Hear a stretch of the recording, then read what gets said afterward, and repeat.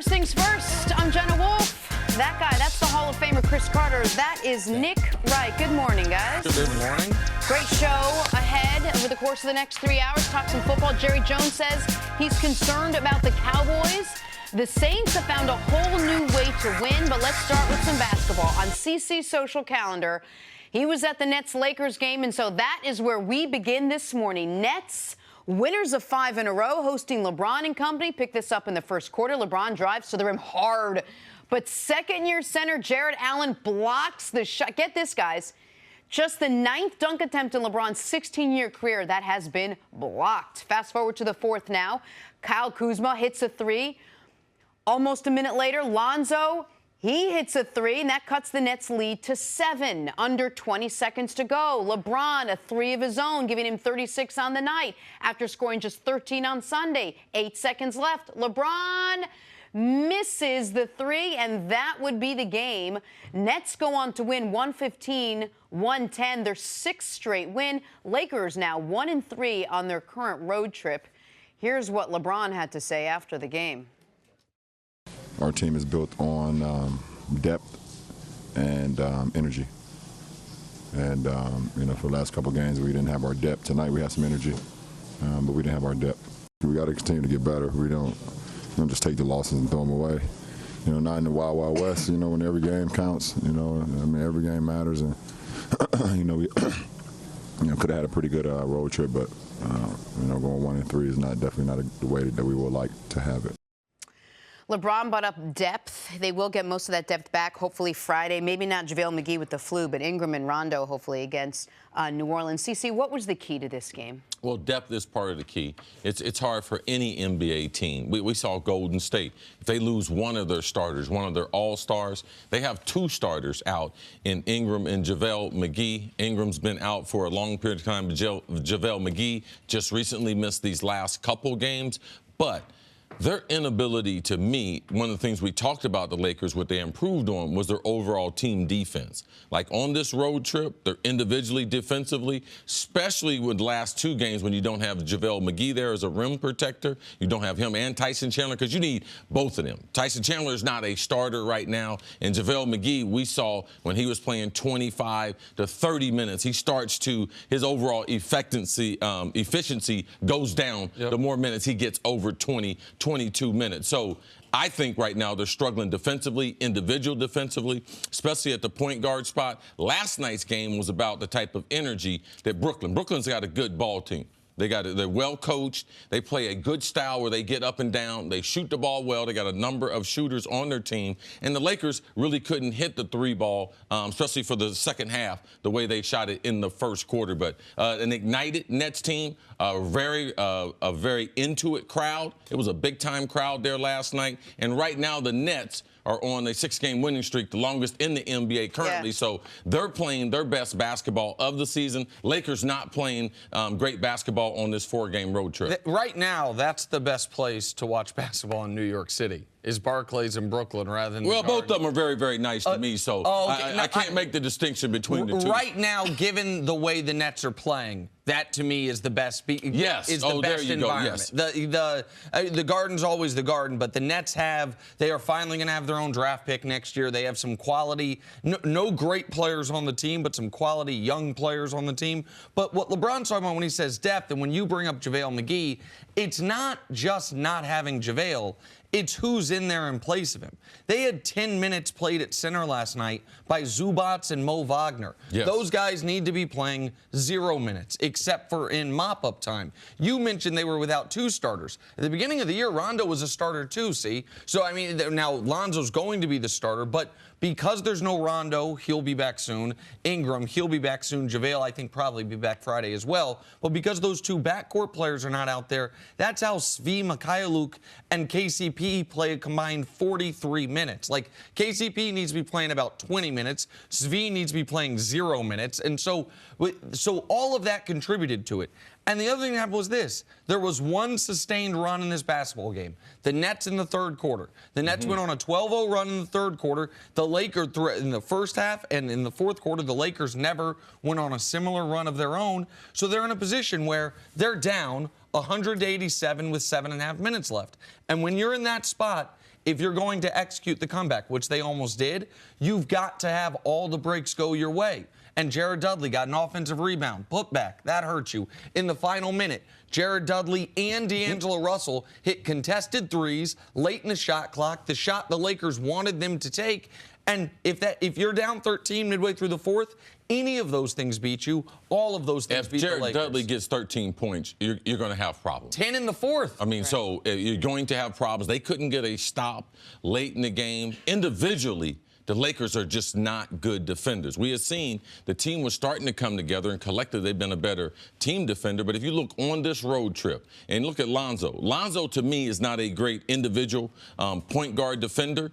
And with all the great point guards we have in the West, he struggled on this road trip. First game in the road trip, they faced Houston Rockets. Harden gives him 50. Third game in the road trip, John Wall comes from nowhere and gets 40. And last night, D'Angelo Russell gets some revenge on the Lakers who traded him after drafting him out of Ohio State. He drops 22 and 13 on them. So Lonzo has to get better as an individual single ball defender. And D'Angelo hit the shot that basically clinched the game. That put him up 2 scores with less than 30 seconds left. LeBron hit that 3 in the corner, but that was when the Lakers were down. That was just to cut it to 4, I think, not to get them the leader time. Do you look at this road trip and say, okay, they were missing some key components here? I mean, this is a team that trailed by double digits most of the second half and still kept it close at the very end.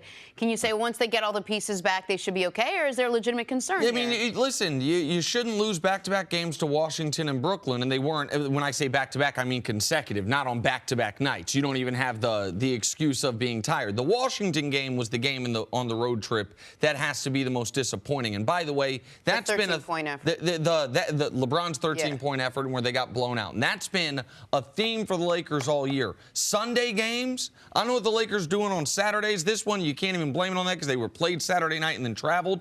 But Sunday games, this Laker team, home or away, has been bad. They've been a bad road team this year overall, below 500, very good at home. But LeBron was right. We had a chance to be 2-2 on the road trip, and you would have taken that. I think they probably went into the game against Brooklyn last night expecting to win. They never got any separation. The Nets got that separation in the third quarter. Yeah, the Nets played good. They are a good basketball team. They got some good young players. They got some good pieces, and they're not at full strength. But what they're doing right now currently with that 6-game winning streak, it brings a lot of energy to that franchise. When you're talking about LeBron James in the building, they're in the last game of a 4-game road trip. You know he's going to be going at it hard, and it all started with that block dunk from the beginning. They were able to keep that energy throughout the game, and in the fourth, they say it all the time in the NBA, it's a make or miss league. Nets made their shots. Lakers weren't able to make their shots at the end. First quarter of the game, the Lakers were 5 of 6 from 3. The rest of the game, they were, I think, 8 of 34 from 3.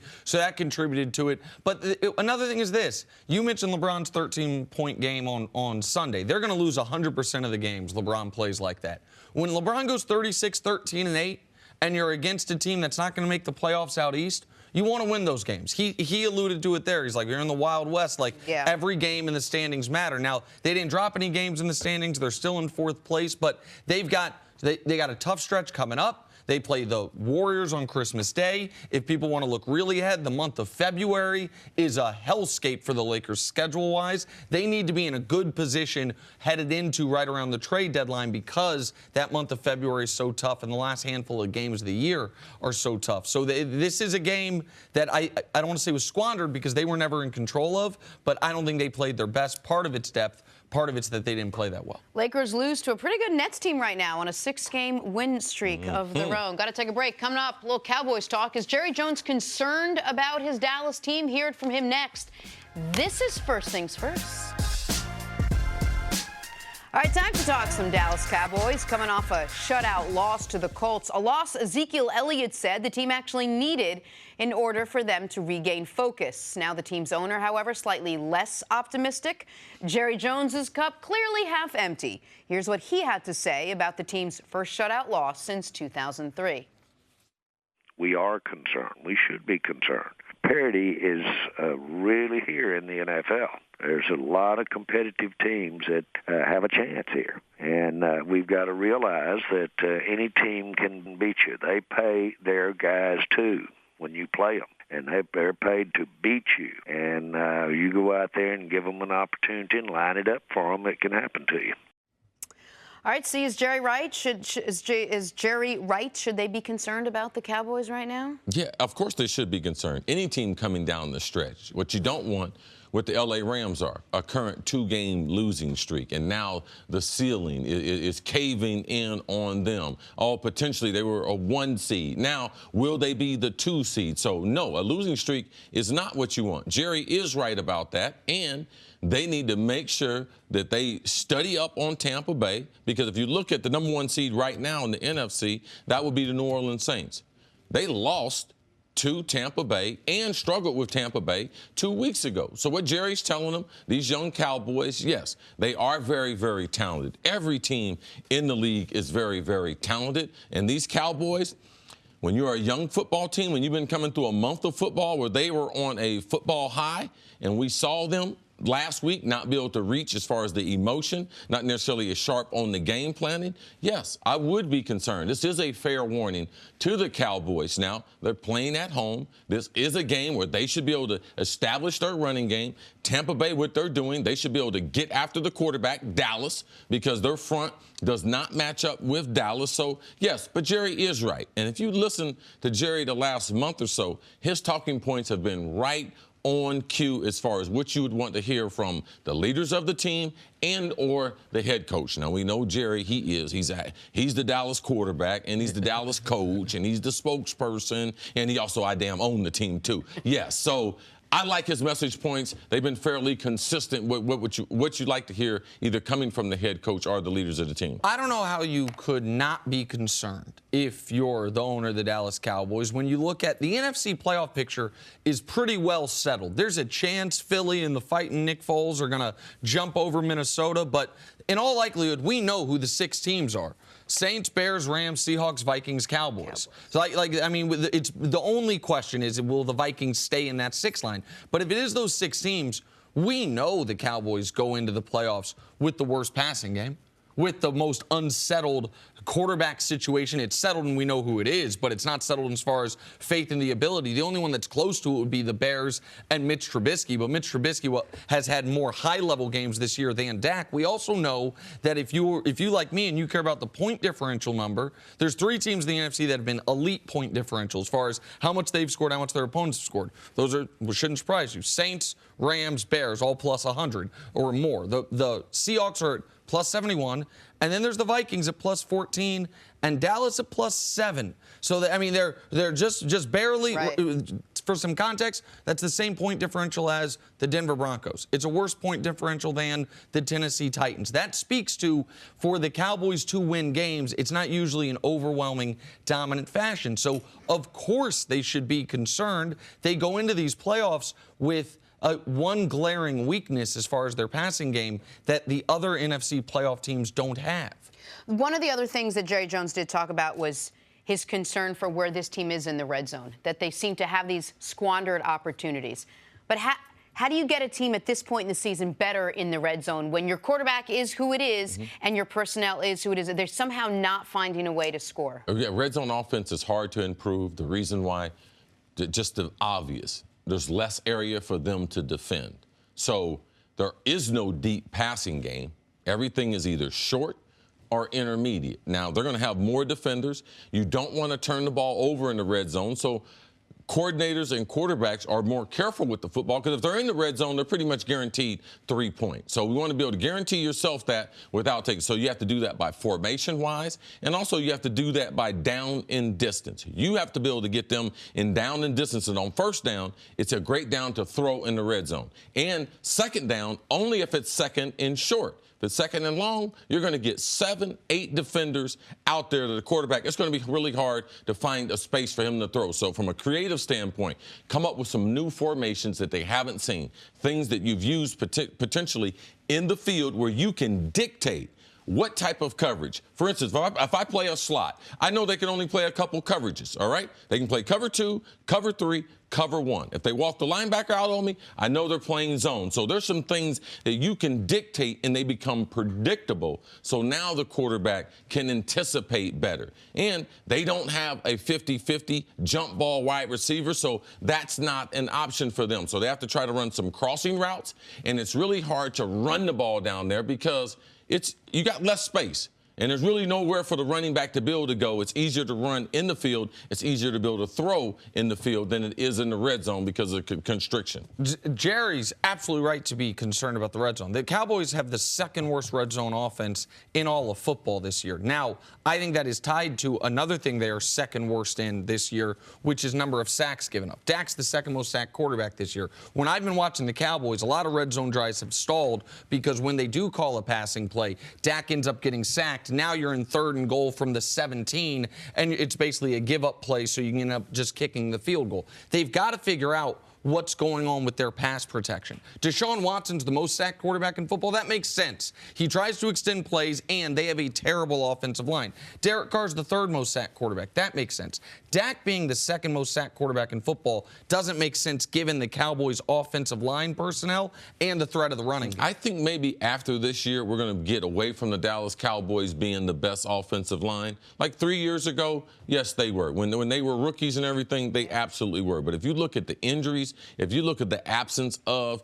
Travis Frederick, you look at last week, Zach Martin, I mean, I don't believe this is a top 5 offensive line, which has led to the quarterback being under duress more. And Dak is trying to protect, doesn't want to throw interceptions, so he's holding on to the ball, eating it, and taking some of those sacks. Well, I want to ask you about that because I agree. They have not played like a top 5 offensive line. I mean, no top 5 offensive line coach gets fired. Sure, 100%. But they also, I don't think, and I don't think you think, are a bottom 5 offensive line. So there is somewhere in the middle as far as why Dak is sacked. It's not he's middle of the pack being sacked. He's been sacked the 2nd most of any quarterback in football. Is more of that on the quarterback than I'm giving it credit for? It's a combination of the protections, the quarterback. Dak holds on to the ball a long time. Why? Because he does not have great anticipation. He's afraid to throw interceptions. It's not a skill set that he has mastered yet. So that part right there is on the quarterback. But that offensive line has been inconsistent throughout the season.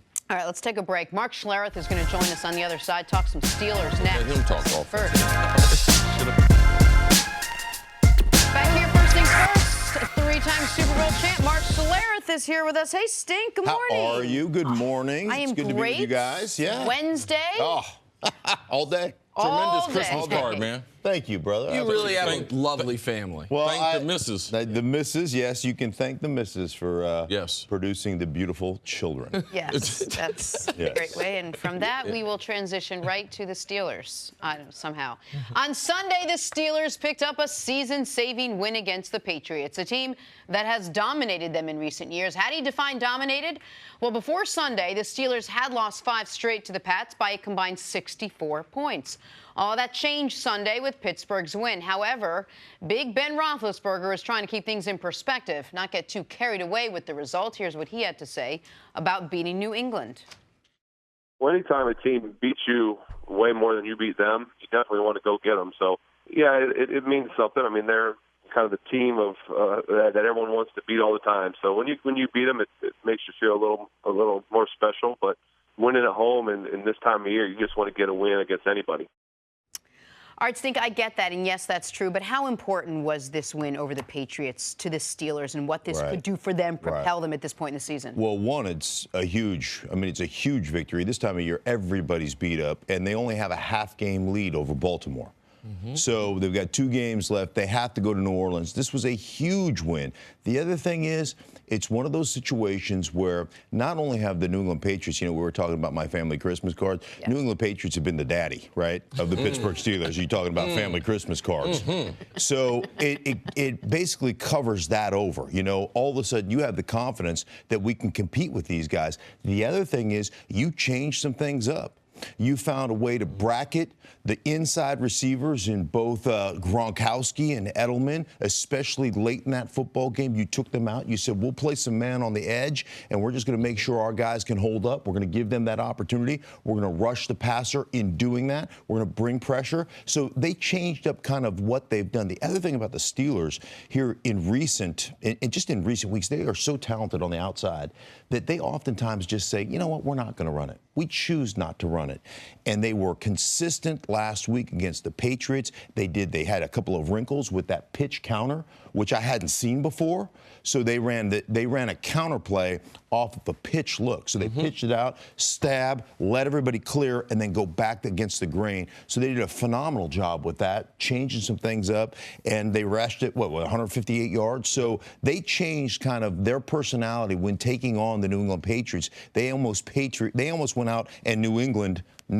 And that, to me, is a big psychological factor for them going down the stretch. So it was a huge win for them. Before I get to what the impact it had on their season, I want to follow up on something you said, because you weren't here Monday. But Monday, Cris made the exact same observation about that specific play, about the toss play that they didn't ran a counter, right. And how unique it was. Why was it so? It stuck out to you watching the game, stuck out to you separately. Right. Why was it so effective?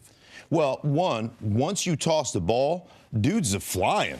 They're running. I mean, they are running. There's only one play. Right. They're trying not to get the edge. Right. Belichick team, oh, man, it's so hard to run around them. But their concept, there's only one play. And there's no receiver coming back the other way to run some type of reverse. So they're making sure they're trying to get as many bodies to that edge as possible. Right. And then what it ends up doing for you as an offensive lineman is once you take, as a linebacker, you take that hard step or you take a couple of steps that way, it automatically creates an angle for me.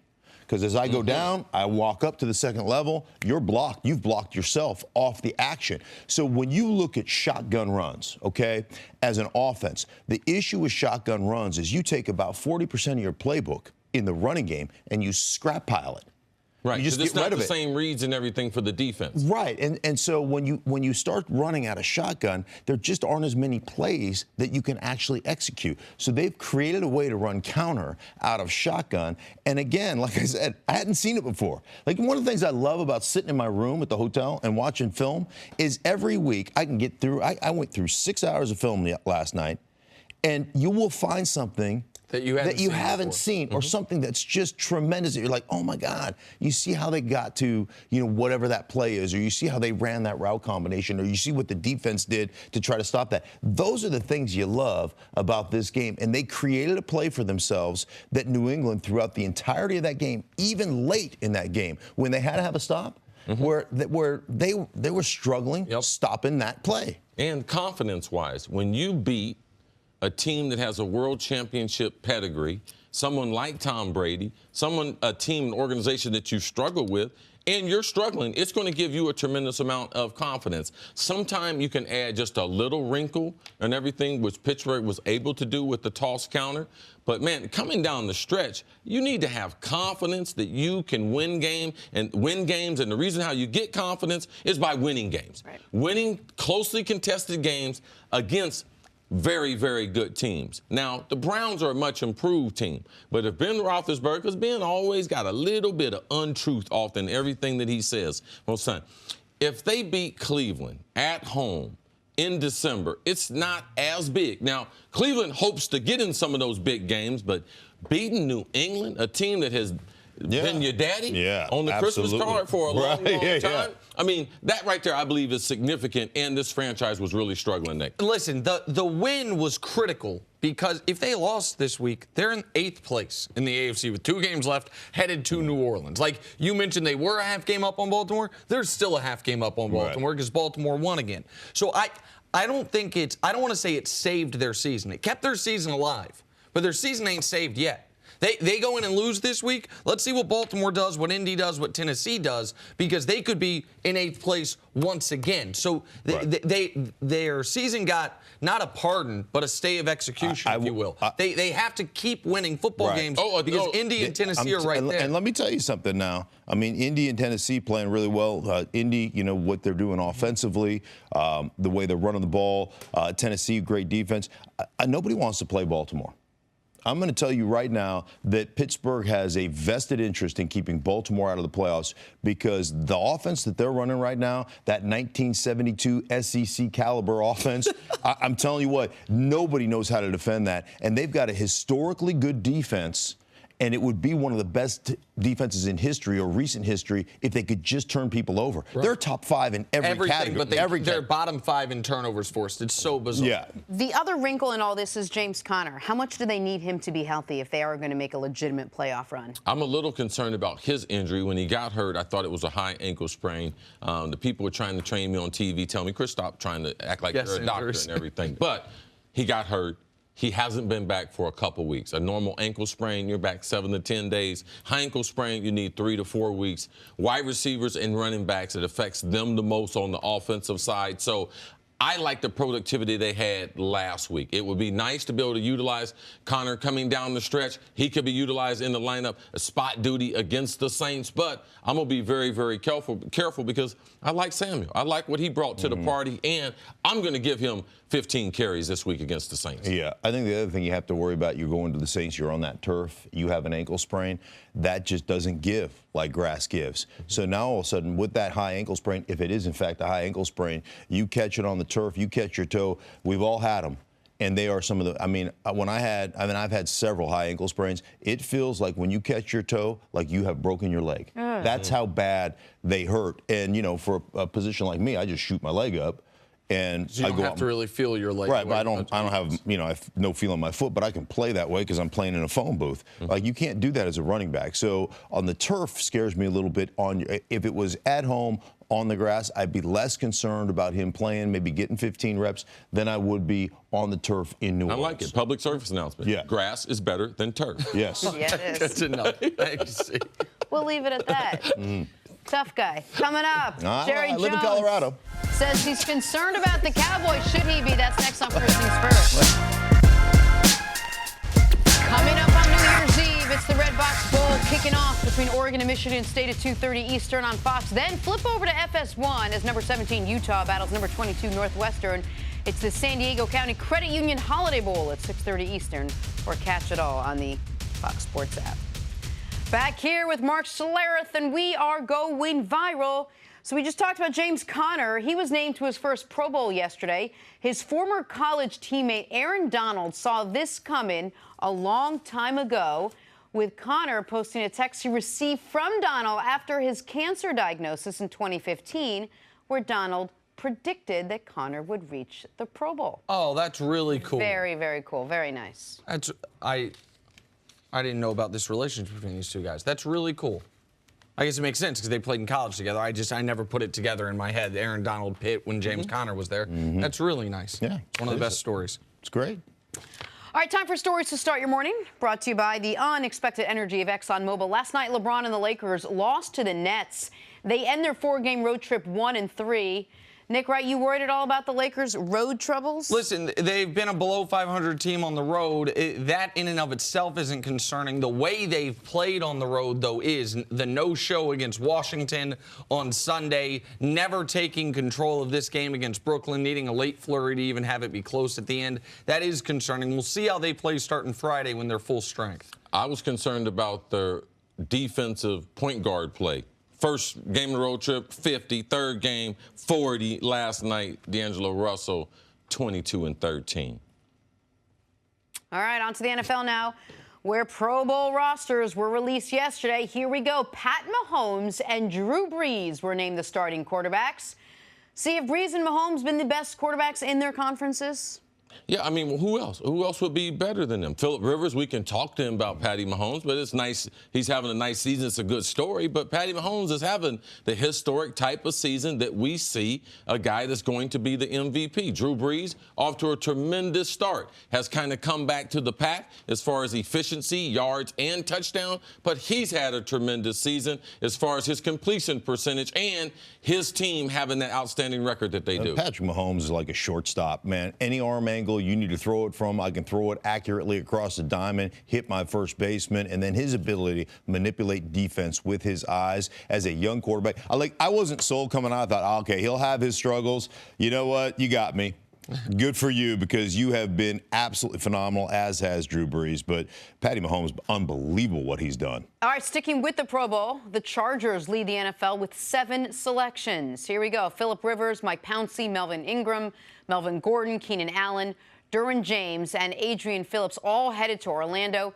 Nick, are the Chargers the most complete team in the NFL? Now that they have Joey Bosa back, they're making the strongest case for it because they can beat you so many different ways. You mentioned their quarterback, their number 1 wide receiver, and their running back all make the Pro Bowl. And then guys at each level of their defense make the Pro Bowl. I'm happy Derwin James, even as a rookie, got his just due. Some other rookies I thought got left out that should have been there. Derwin's been spectacular playing both safety spots for them. Yeah, I mean, they are as the most well-rounded team in the league right now. Yeah, very, very talented and well coached.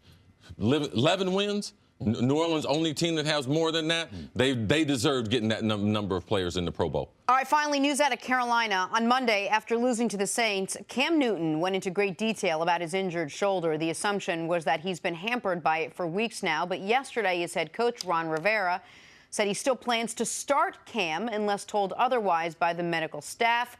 Stink, you're calling the Panthers game this Sunday. What do you make of all this? Well, I mean, there's no question when you watch Cam Newton, and Cris and I got to see him up close and personal in Cleveland. When you watch him, he's hampered. When you watch him, he's injured.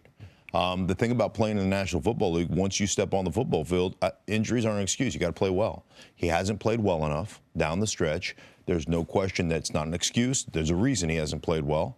And that's because his shoulder is messed up. And you can see him labor at times. You can see him change his mechanics at times. There are a few throws a game, maybe 5 or 6 throws a game. And most of them are in critical situations because it's under duress. You've got to make it. It's a 3rd down and long. You've got to make a throw where you can see all his mechanics change. And it comes out of his hand, and it just looks ugly. So why not shut him down? Well, you still have the hope of somehow miraculously finding your way into the playoffs. I don't think it's going to happen. I think here's the deal. You're going to play him because you still have the hope of making the playoffs. And then Heineke is your backup quarterback right now? Here's my concern. Is in 2016, he was dealing with a shoulder issue, not as significant. Right. And in week 17, they didn't have any hope of making the playoffs. And Ron Rivera talked about how he had talked to Cam wanting to shut him down. Cam basically fought his way into the lineup and played that entire game. I don't think it's just that they have the hope. I think it's that they are potentially leaving too much of this up to the player. Here's the hope for the Panthers. They go 2-0. The Vikings don't win again. The Eagles don't win again. And then Washington doesn't win again. That scenario, then they get in. Almost any other scenario, they're out. So they do have, I think it's like less than a 2% chance of making the playoffs. Right. So I don't think it can be just, our season's still alive. I would like to think, even with a strong-willed franchise quarterback, that at some point it's up to the organization to take the decision out of his hands. Sure. And if you're risking potential long-term damage or even further damage, or just not getting a head start on recuperation, the 2018 season is a lost one for Carolina. I would start working on 2019 as soon as possible. Here's the problem, though. The medical advice you get in the National Football League is you can't do any further damage by playing with it, which is baloney. Because what ends up happening to you when you play on injured joints like he's playing on, there's a certain amount of degenerative change that takes place by playing that way. And you can have it operated on and you can have it cleaned up, but it's forever altered. That's the issue that you have. So I'm 100% with you. But, the advice you're with him as far as shut the player down. I think the organization, if you're going to go that direction, the organization, because the players are going to play. Okay. Players want to play. If you're the organization. Yeah, because I'm getting ready to ask Stink, the announcer, who gave that I'm with Nick Wright answer compared to Stink, the player. Because I know they're different. I know they're different. No, I'm playing because, I will play. Why are you playing? Because that's what I do. I'm a football player. Okay. I play regardless. And what else? And what about your accountability to your team? Absolutely. Are you not playing because you've been next to a bunch of guys who've been playing injured, and you know they're injured, and you know you're not better than them, and you don't want the organization to set you apart from them, right? That's one of the reasons why we keep playing. 100%. 100%. But he's the future of your organization, and if you're the team decides that, hey, this is hurting our organization, you have to be the one to take his helmet and shoulder pads away. Stink the player and Cam the player are on the same page. Cam wants to play. Yeah. I'm saying Cam should be playing. And Cam obviously wants to play, and like Ron Rivera talked about, Cam fought his way to play in 2016. I'm talking about the organization taking the decision out of his hands. Right. I'm not saying the Cam saying that's the only way that you can get him off the field. Said than right. No organization is taking me. Right. The reason why my shoulder is bad now is because I played 2 years with the shoulder, and the reason why has nothing to do with the team. But do you regret it? No, I don't regret it, because the commitment my teammates made to me. You know how many times Randall McDaniel was out there playing with bad issues, John Randall playing with issues out there? Do you think they were sitting around saying, hey, man, pull the plug on my season? No, it's about the commitment you make to that team. If you can be out there and the team's got a chance to be able to win, you should be out there for your brothers. Forget the organization. The organization is never going to do anything to benefit you. So now I'm not going to give them control over my career, because you know what? If we were in the playoff hunt, you know what, with the same injury, what they'd be telling me? Oh, no, you're okay. You can't do any more damage. We'll deal with it in the offseason. So you know what? The whole time, I'm in control of my career, and it's based on my teammates and the commitment that they have made to me. If I can be out there, then I'm going to be out there to help support my teammates. No organization is pulling the plug on me, and I've been in this predicament. I came back from a broken collarbone. I missed the last 4 games of the season. Why? To play against this guy in the Washington Redskins. Did you guys not win a Super Bowl championship that year? Yeah. Yes. And we put them in a dogfight in the wild card game, and I did that. Why? Because for my teammates. Because that is the commitment when you sign up to play football in the NFL. That's the commitment that you have made. And it goes beyond it. And I agree with you. If they're going to shut them down, the organization has to shut them down. And as a player, you're just going to play. And I'll never forget Rod Smith, the greatest receiver ever to play in the Denver Broncos organization. I had a scope on my knee on Monday morning.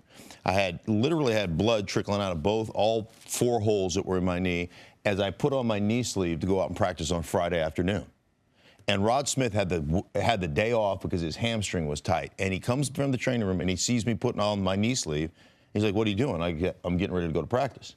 It's like, son of a gun. Then he started getting upset. I go, "What?" He goes, "Well, man, I can't take a day off with a hammy. Like, if you're going to go out and practice like that, I can't take a day off with a hammy." One of my favorite quotes is Pat Riley. Pat Riley once came into a locker room in the NBA, and the guy was injured, and he asked him, if this was the playoffs, could you play 10 minutes? Guy was like, "Oh, yeah, absolutely." He said, oh, okay. Then he came back, he said, if this was late in the regular season, we need to clinch a game to get into the playoffs, could you play 10 or 15 minutes? He said, yeah, I think. He said, "Get your ass dressed." All right? So for me, if I can play based on the commitment that I've made, forget the organization, forget my contract, that commitment is what makes sports and it's what makes locker rooms so special. And you know what? And it's why, believe it or not, and this is going to sound really arrogant, most people haven't been blessed with the ability to play. But you know what keeps more people out than not having the athletic ability is exactly what we're talking about. I will tell you this, though. Think about it now. Can Taylor Heineke, right? I mean, what offense can he run? Like you're talking about a completely different style of human being. Now he throws the ball nice, he's got but nice arm. he is not 6'5", 255. Agreed on all of these points, but I don't. The point that I think is being missed is everything you're saying is true, but if the coach says you are shut down, no matter what you want, you can't you have to listen to the coach. You can't say, "No, I'm not." Like, that is the premise of all of pro sports is, even if you disagree with the coach, if he says something. It's not the premise. The coach is not going to come to you and be able to shut you down. The coach is going to have some respect if you can do your job or not. Do you think you can do your job, Chris? I think I can do my job effective enough that I'm not going to make the team worse. I'm not going to jeopardize that. So there is a partnership.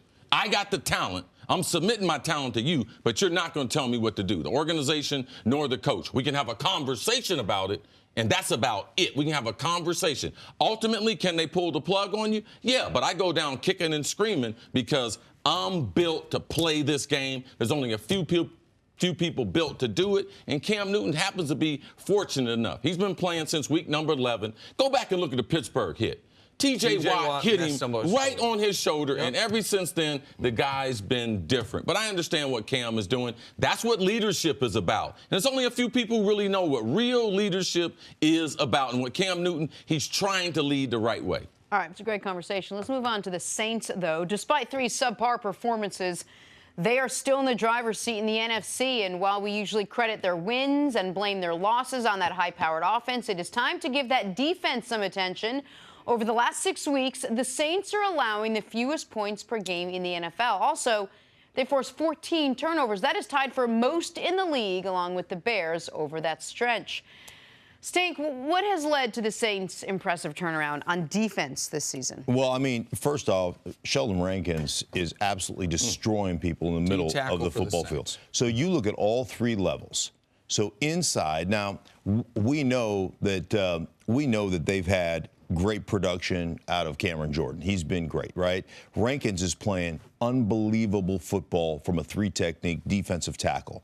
So now you have Demario Davis, who's playing great at the second level. The guy is absolutely destroying people. Yes. And now their cornerback play.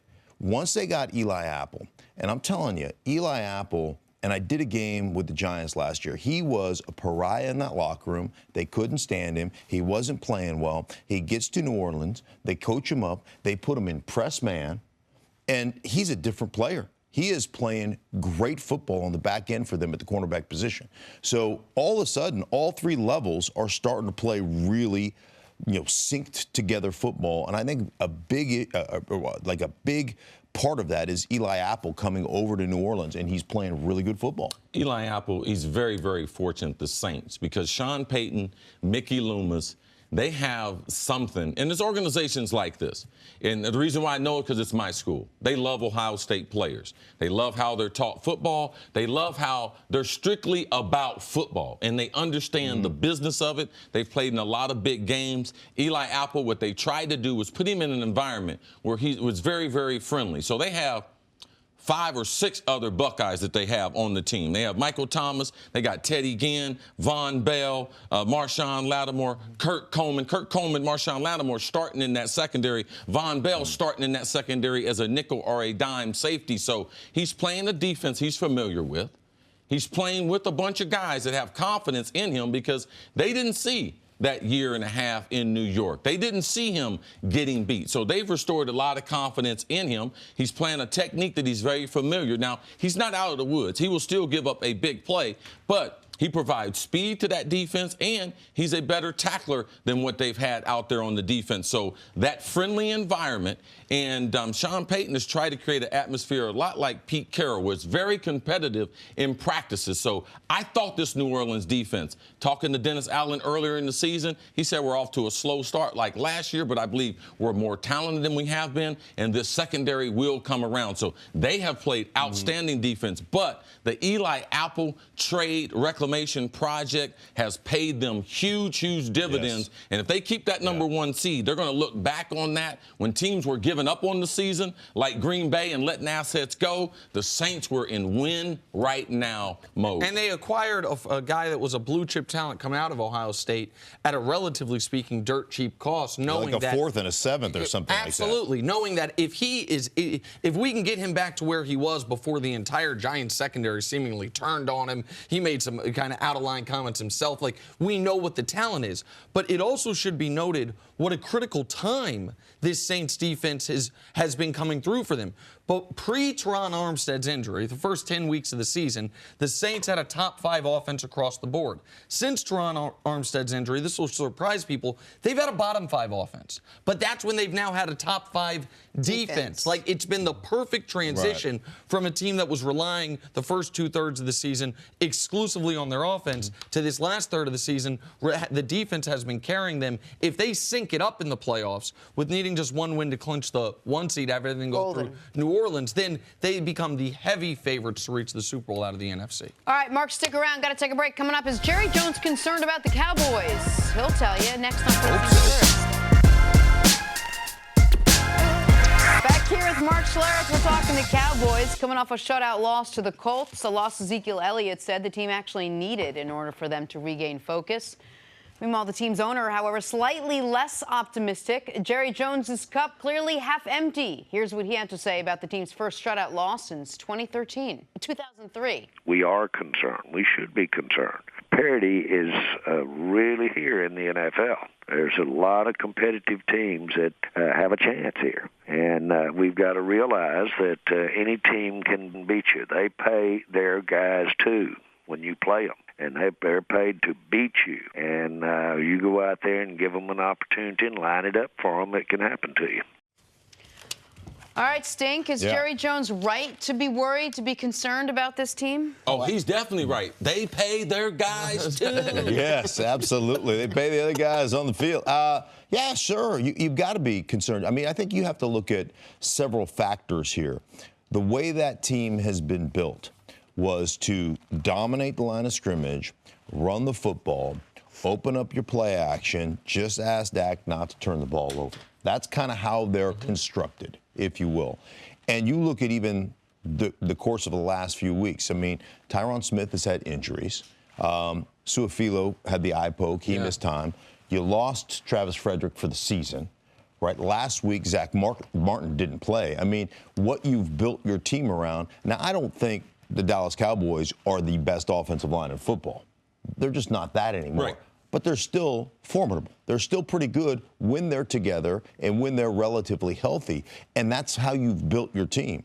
And you know what? That wasn't them last week. And so that is a concern for me going forward because you're built a certain way and you've got to adhere to that identity. But when you have injury issues, it's hard to have that happen for you. So, yeah, should you be concerned? Absolutely. Anytime you can't produce as an offense, and then you couple that with you've given up, just about more sacks than anybody in football? Second most sacks of anybody in football. In the 50s, right? 51. Dak's been sacked 51 times. And, it's ridiculous. And part of that, obviously, is the lack of continuity up front.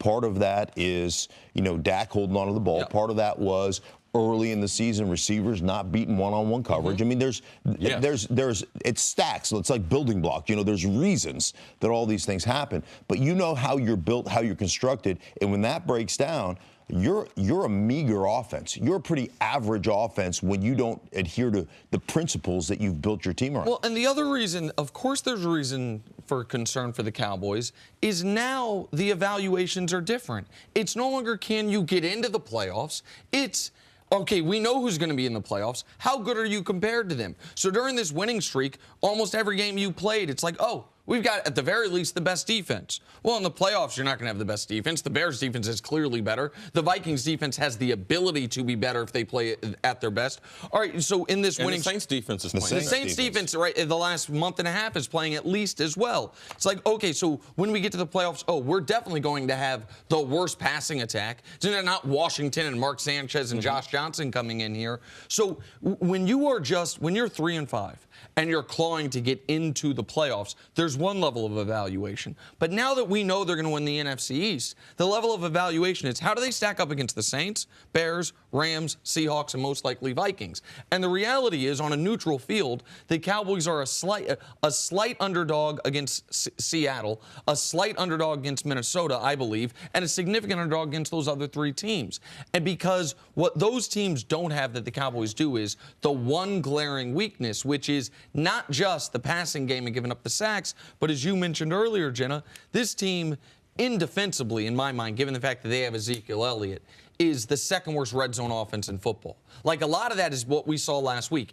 Going for it on fourth down, fourth and goal, and getting stuffed. Having a guy on third and 1 from the 4 throwing a pass to your backup fullback and having him just drop the ball. Like, their red zone play calling and their red zone execution. The only team that's been worse than them this year is the Niners, who are on their third quarterback. That's problematic for them. How do you get better in the red zone this late into the season? You're not changing your personnel. Is it schematic? You definitely have to change something from a scheme standpoint. What I like about the red zone, and scored a lot of touchdowns in the red zone, made a lot of my career third down in the red zone. The reason why is because could predict what coverage you're going to get based on formation. They don't do that in Dallas. So they're two playmakers. Ezekiel Elliott, how can they help him out? How can they help out Amari Cooper? Well, you're defending less territory. So in the passing game, there's the deep passing game, intermediate, and short. The deep passing game is gone. You can very seldom throw to the deep quadrants of the field, especially the middle. So maybe the back pylon you might be able to go to on the left and or the right. But the field is so much smaller, so much more condensed, teams are less apt to blitz you in the red zone because they don't have to. They're going to play everything in front of you, force you to kick a field goal or force you into a turnover. So you have to understand, how can I dictate to them? Ezekiel Elliott, maybe utilize him in the screen game, all right, on first down. You cannot run Ezekiel Elliott between the tackles on first and or second down in the red zone because that's what they're expecting. Get you an obvious third down situation. They can put a little pressure on you and get you off the field, force a field goal. So for me, that's what I'm going to do. If I do get in the red zone, I'm going to throw the ball to Zeke and Amari Cooper on first down. And because that is not real accurate and does not have a great arm, they don't throw outs, deep outs or short outs because it's a dangerous throw. Go the other way. Quarterbacks and coordinators got trepidation in having their quarterback throw. That's why when you see a young quarterback come from college to the pro, what do they make him do? Hey, let me see you throw that deep out. Watch all the big games in the NFL. Watch how many balls they throw to on the sideline late in games. So if they were able to add that, Amari, the reason why Philadelphia was unfortunate, they were inside. They knew they were going to run an in-breaking route. If Dallas had an out-breaking route, that guy would have tore his ACL trying to get out to Amari Cooper because he was already inside. So that's what I would do. Try to get Zeke in the passing game in the red zone, especially in the screen game. Amari Cooper, you got to get him some out-breaking things, and you got to trust Dak to be able to deliver. I think you have to understand, to be a great red zone team, I believe you have to understand how to run the ball against heavy boxes and heavy fronts. And think about in the field of play. Most teams are playing some type of 8-man front. So they're playing either a cover 3 or a cover 1. Yeah. Safety's up in there. You've got 8 guys you have to contend with. Well, you can essentially play 8- and 9-man fronts from a too-high look in the red zone because your heels of your safeties are at about 7 yards, not 12 yards where they are in the field. So great point. Your ability to close as a safety, I mean, you're really just playing a couple yards behind the linebackers in that because you're not worried, as Cris said, you're not worried about the deep quadrants of the field because you've got the end line as an extra defender. So that's why it's hard. When you get into the red zone, you have to be able to dictate in the running game, and you have to be able to run against the 8-man fronts, and you have to be able to run against those. But you know what you got to do? You got to have one of those. That can beat one-on-one. You got to have one of those that can. You got to have a dude that can beat one-on-one. That can use his body to body a dude up, to get outside, to a little whip route, whatever it is, or a fade. Beasley hurts you, and that's where not having a tight end. I know the last couple of weeks they've targeted the tight end, but man, if you have a tight end, those safeties got to get back, and those linebackers, you can throw it right over their head. Right. That's what they're fearful. Especially in the middle of the field, because when you get down to the red zone, you're getting too high safety and they looks can't hit the him in his majority head. of time. So you got to get right into the middle of that football field over the top of a linebacker. And where you scored, I'm going to say probably 30 to 40 of your career touchdowns, where it was one-on-one. Yeah, you're not good at stats, so probably more than that. Hold on, well, you don't even know the qualifications I'm going to give. Where one-on-one in the red zone, where they threw it up and they trusted you to jump up and grab it. There is no That's doubt. not what Amari's great at. I think there's not a receiver in the history of football scored more touchdowns than me inside the 10-yard line. Right. No, that is an accurate stat. That is, your stats are good. Oh, that is correct. Yeah. Oh, okay. So, how many touchdowns you scored?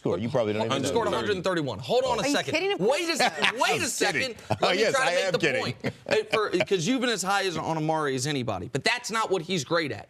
Jump balls, 50-50 balls, right? That is not his specific skill set. No. So that is something that works against them, even having added him. Another thing that works against them, bringing it back to your point, is the sacks. Last year in the NFL, if you took a sack in the red zone, you scored a touchdown less than 10% of the time. Right. So if you give up a sack at any point, once you get in there, you're playing for 3. Like, because you're especially if you don't have a great quarterback, you're afraid to have him on 3rd and goal from the 13, fire it into the end zone. You know what you're doing. You're throwing it short, hoping a guy can make somebody miss. Cole Beasley ain't making anybody miss. Right. Like, and so that's been killing them. 2 years ago, where they were great in the red zone is they were running that zone read. Dak was on the edge. They have got to get back to doing that.